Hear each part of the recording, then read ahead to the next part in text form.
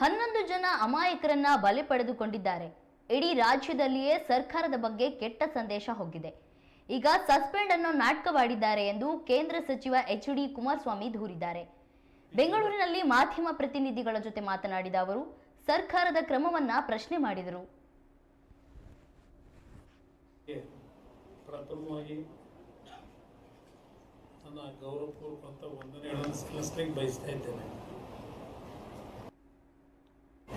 ವಿಜಯೋತ್ಸವವನ್ನು ಆಚರಣೆ ಮಾಡ್ತಕ್ಕಂಥ ಸನ್ನಿವೇಶದಲ್ಲಿ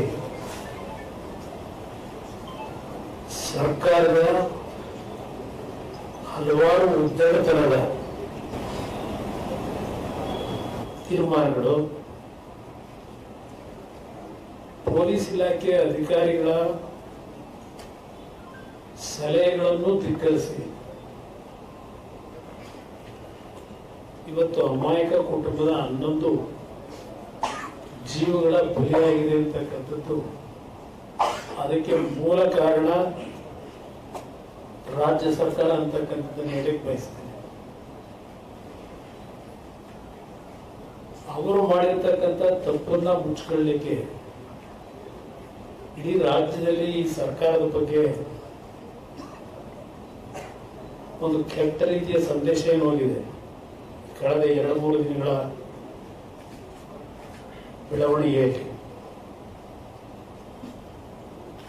ಅದನ್ನ ಮುಟ್ಲಿಕ್ಕೋಸ್ಕರವಾಗಿ 5 ಜನ, ಅದರಲ್ಲೂ ವಿಶೇಷವಾಗಿ ಪೊಲೀಸ್ ಕಮಿಷನರ್ನೂ ಒಳಗೊಂಡಂತೆ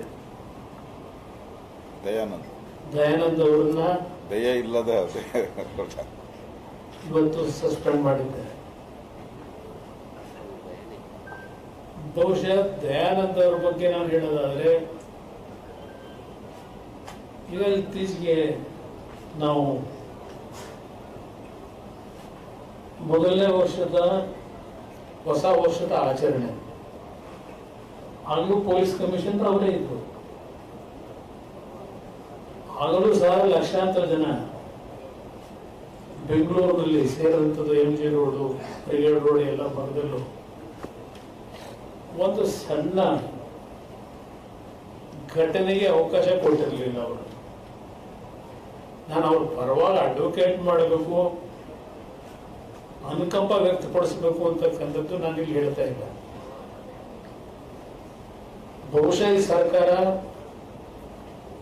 ಹೇಳಿರ್ತಾರೆ ತಾತ್ಕಾಲಿಕವಾಗಿ, ಏಕೆಂದರೆ ಅದರಲ್ಲಿ ಒಬ್ಬರು ಸಸ್ಪೆಂಡ್ ಆದಂಥವ್ರು ಆ ಭಾಗದ DCP ನಮ್ಮ ಅಪ್ಪಯ್ಯ ಇದಾರಲ್ಲ, ಅಪ್ಪಯ್ಯನ ಬಹಳ ಅಪ್ಪಯ್ಯ. ಅಪ್ಪಯ್ಯ ಅಂದ್ರೆ ಎಲ್ಲರಿಗೂ ಅರ್ಥ ಆಗಿರ್ಬೋದು. DCP ಅಪ್ಪಯ್ಯ ನಿಮ್ಗೆ ಗೊತ್ತಿಲ್ಲ. ಅಪ್ಪಯ್ಯ ನಾನು ಹೇಳಿದ್ದು ಈ ಕೇಸ್ಗಳು ಯಾವ ಕೇಸ್ಗಳು ಅಂತ ಹೇಳಿದ್ರಲ್ಲ, ಮೈಸೂರಿಂದ CM ಅಂತ ಹೇಳಿದ್ರು. ಆ ಅಪ್ಪಯ್ಯನ ಆತ್ಮೀಯರು ಅವರೇ ಅಷ್ಟಡಿದ್ರು. ಏನು ಕ್ಲಾರಿಟಿ ಏನು ನಿಮ್ಗೆ ಗೊತ್ತಿಲ್ಲ ಅಪ್ಪಯ್ಯಗರು ಯಾರು ಅಂತ.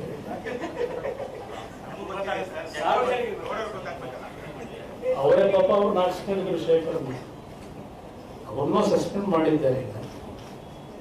ಬಟ್ ಹೇಳಿರ್ತಾರೆ ಒಂದು 15 ದಿವಸ 1 ತಿಂಗಳು ಇನ್ನು ಮರೆಯೋವರೆಗೆ ಸಸ್ಪೆಂಡ್ ಅಂತ ಒಂದು ನಾಟಕ ಮಾಡಿರ್ತೀವಿ, ಬೇಜಾರು ಮಾಡ್ಕೋಬೇಡಿ. ಇದೆಲ್ಲ ಜನಮಾನಸದಲ್ಲಿ ಮರೆತ ಮೇಲೆ ಮತ್ತೆ ಪುನಃ ನಿಮ್ಮನ್ನ ಇನ್ನೂ ಹೆಚ್ಚಿನ ಪ್ರಮೋಷನ್ ಕೊಟ್ಟು ಹೆಚ್ಚುವರಿ ಹುದ್ದೆ ಕೊಡ್ತೀವಿ ಅಂತ ಹೇಳಿ, ಅಲ್ಲಿವರೆಗೂ ಸ್ವಲ್ಪ ಮೌನದಲ್ಲಿದೆ ಅಂತ ಹೇಳಿದ್ದು ನನ್ನ ಅಭಿಪ್ರಾಯ. ಕೆಲವು ನಡವಳಿಕೆ ಗೊತ್ತಿದೆ ನನಗೆ, ಇವ್ರು ಯಾವ ಥರ ನಡ್ಕೊತಿದ್ದಾರೆ ಅಂತ ಇದೆ. ಇಲ್ಲಿ ಪ್ರಶ್ನೆ ನಾನು ಸರ್ಕಾರಕ್ಕೆ ಕೇಳ್ತಕ್ಕಂಥದ್ದು 2 ವಿಷಯ. ಇಲ್ಲಿ FIR ಅಲ್ಲಿ ಏನು ಬರೆದಿದ್ದಾರೆ, FIR ಅಲ್ಲಿ ನಿಮ್ಮ RCB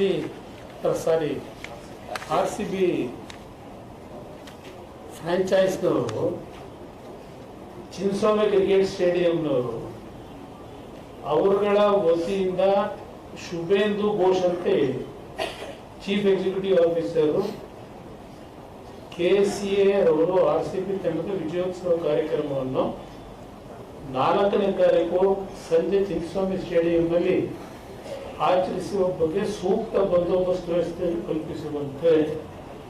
ಅಂದ್ರೆ ಅವ್ರು ಏನ್ ಹೇಳ್ತಾರೆ, 3ನೇ ತಾರೀಕು ನಾವೇನಾದ್ರು RCB ಟೀಮ್ ಗೆದ್ದರೆ 4ನೇ ತಾರೀಕು ನಾವು ಕಾರ್ಯಕ್ರಮ ಮಾಡಬೇಕು. ಅದಕ್ಕೆ ಚಿನ್ನಸ್ವಾಮಿ ಸ್ಟೇಡಿಯಂನಲ್ಲಿ ಪರ್ಮಿಷನ್ ಕೊಡಿ ಅಂತ ಹೇಳಿ ಈ FIR ಕಾಪಿಗೆ ತೋರಿಸ್ಕೊಂಡಿದ್ದಾರೆ.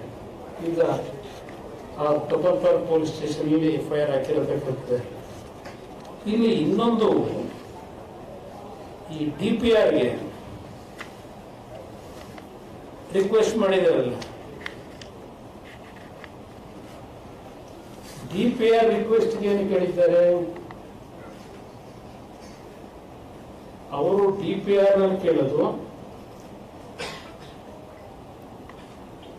kindly accept our sincere greetings from the Karnataka State Cricket Association. Plus this letter, it finds you and your family in the best of health and wish all of you the very best for the future. DPR secretary ಬರೆದಿರೋ letter. ಇಲ್ಲೇನೆ ಹೇಳ್ತಾರೆ, permission to use Vidhan grant steps for felicitation of RCB team. DPR ಕೊಟ್ಟಿರೋದು. ವಿಧಾನಸೌಧದಲ್ಲಿ ನಾವು